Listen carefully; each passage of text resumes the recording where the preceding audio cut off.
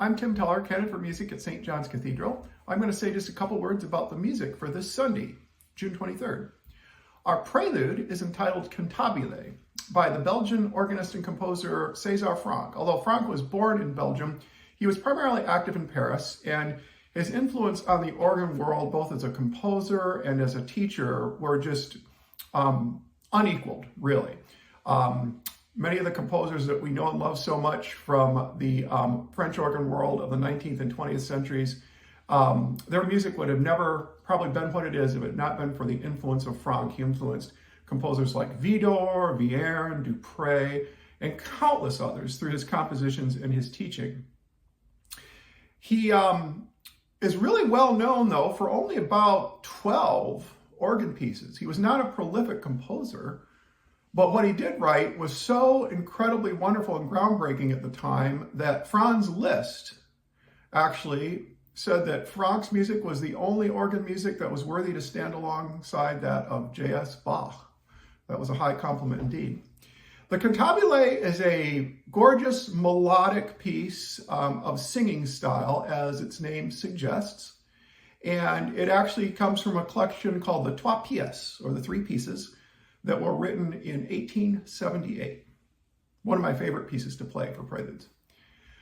Our offertory anthem this Sunday is Draw Us in the Spirit's Tether by the American composer Harold Friedel. Friedel is probably best remembered for being the director of music at St. Bartholomew's in New York City for a period of time in the mid-20th century.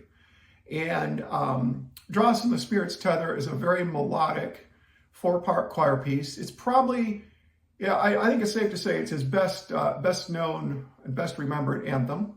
And it's one of our favorite summer anthems here at St. John's because it's very melodic and straightforward. It doesn't require a huge choir to really pull off effectively. The postlude this Sunday is entitled The Emperor's Fanfare by the 18th century Spanish composer Antonio Soler. Spanish composers don't appear often on programs involving organ and choir music, although the Spanish did have a big influence on the organ world, and particularly the development of the trumpet en chamade.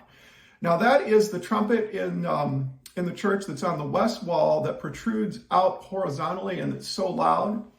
That style of organ stop was actually pioneered by the Spanish in the 17th and 18th centuries. And then other countries, France especially, picked up on that and used it. And of course, it appears on modern organs like ours. And this particular piece is an arrangement that was put together by the 20th century organist E. Power Biggs on material that Soler had written. And no surprise, it uses the trumpet en chamade very, very prominently throughout. So it's a big bombastic piece, very... It's very, I would say, grand and stately. And it really shows off the trumpet en chamade as good as any piece I know. I hope you enjoy the music for this Sunday.